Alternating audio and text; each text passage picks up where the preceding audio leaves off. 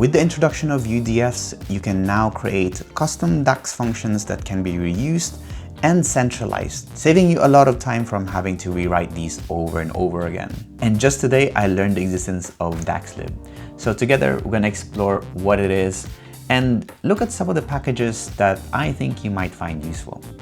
All of that and more. So without further ado, let's jump in. So DAXLib is an open source repository for DAX functions.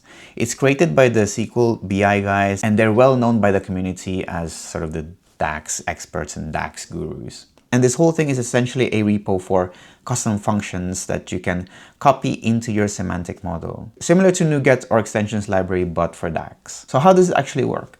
So in DAXLib, you have a bunch of packages that you can browse from. You can search for them individually as well. And let's look at the very basic example here. So I'm going to sort this by popularity. And let's have a look at this one, DAXLib.formatString. So if we click on this package, here it gives us a brief description on what this specific package does. If we click on the website, we can get some more information about the different functions that exist in this package that we can use. So the one that's pretty interesting to me is the relative to target percent, which allows you to add symbols to your percentage values fairly easily without needing to do anything else but to call this function. How do we use this in our Power BI report? So let's go back to DAXLib here. And from here, we can simply click Add to Power BI. This will allow you to copy the TMDL codes that you can paste into the TMDL view of your reports. So you can just see show code here just to show you what the code snippet will look like. And if you want to familiarize yourself a little bit with UDFs and how they're created and how they're structured, I have a video on UDFs as an intro, so check it out if you haven't yet. And while it's good to get familiar with it, the whole point of DAXLib is that you don't have to write any of these yourself. You can simply just leverage some of these community created packages ready for you to use essentially. So what we're going to do here is simply hit the copy button, and then we're going to go to one of our reports here. So I have just created a report here with the fake data here with some total sales measure, just so that we can see a table in this report. And by the way, you need to have a table in your report in order to import UDFs. So, because otherwise you will get an error. The instruction told us that all we need to do is go to the TMDL view here, paste, and hit apply. What it will do is in the function section here, it will create all the functions that belong to that package. And that's really it. So you can basically start using these functions right now. So let's go back to our report view here. And I was just showing you earlier the total sales measure. And in this report, the total sales measure have some values here in varying range from, $1 to 9 million. And you might find yourself in some scenarios where you want to have dynamic scaling for your number types based on the scale of your data. So if it's 1 million, you want to scale this format up to 9M, or 1,000 would be 10K, for example. While you can write this DAX yourself, you can now leverage the DAXLib that we've just imported. So to do that, we simply just go to the measure. We change the format of it from currency to dynamic. And this is the typical string that it would have. The dynamic unit, I believe, is the one that we need.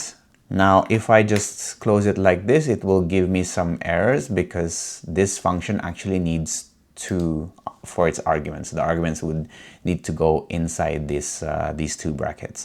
Now, for some reason, it doesn't give me the IntelliSense comments. So let's go back to this documentation here and let's have a look at dynamic units. So looking at the documentation here, it's actually quite handy because it tells us what the definition is, but also an example of how you would write this. So let's make our lives easier and let's just copy this and paste this here. And there you go. So that automatically creates those dynamic units for you fairly easily. The other useful one that I mentioned earlier is the relative to target percents, and I actually want to show this here, even though we don't have any percentages here.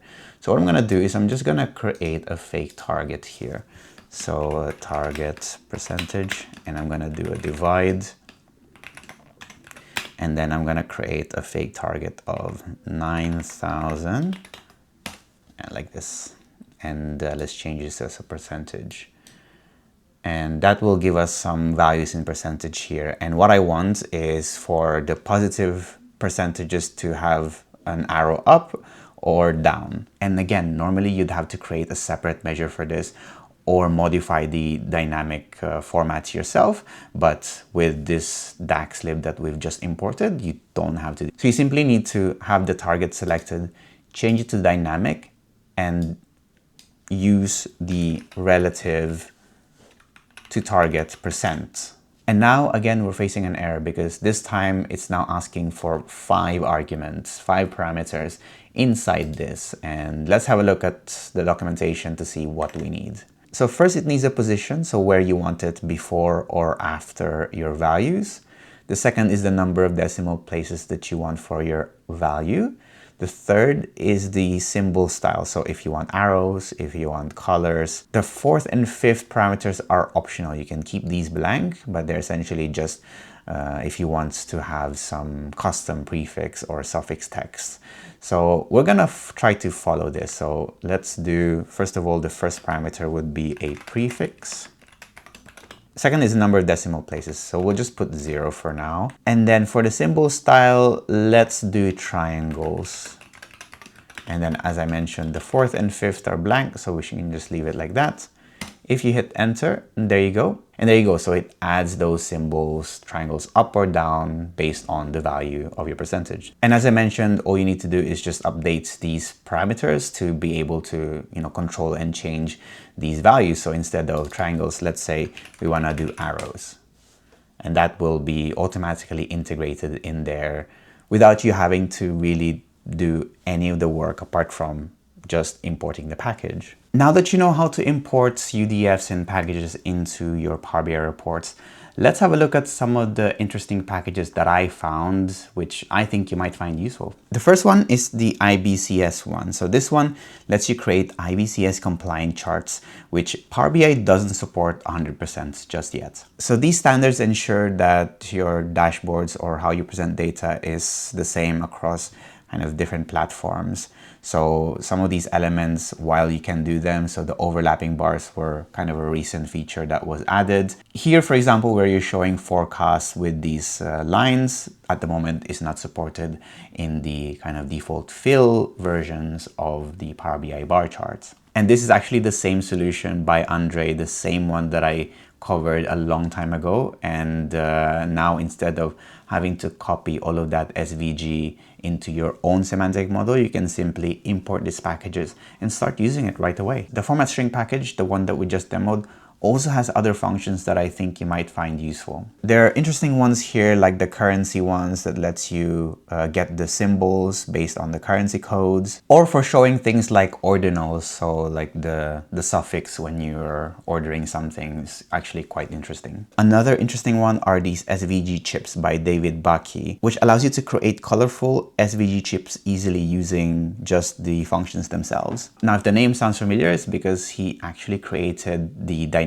Gantt chart visual that I covered a while back. Another useful one is the DAXLib.convert, which is less flashy than the other ones, but I can see some utility in this because when I looked at the code here, it not only converts various things like calculations between imperial or metrics, it also had some conversions from epoch to dates or date to epoch, which is usually something that I would have to write every time I have to pull data from APIs that only return epoch dates. And that's really it for this video. So there are not a lot of packages yet in the DAXLib, but as it is, it already provides a lot of utilities and allows people to standardize their functions so that they can reuse it again and again for their future reports. And I personally think that it's an invaluable resource. So you should get yourself familiarized with this and get comfortable with using UDFs and packages in general, because I think it will have a lot of impact in everyone's report development with Power BI.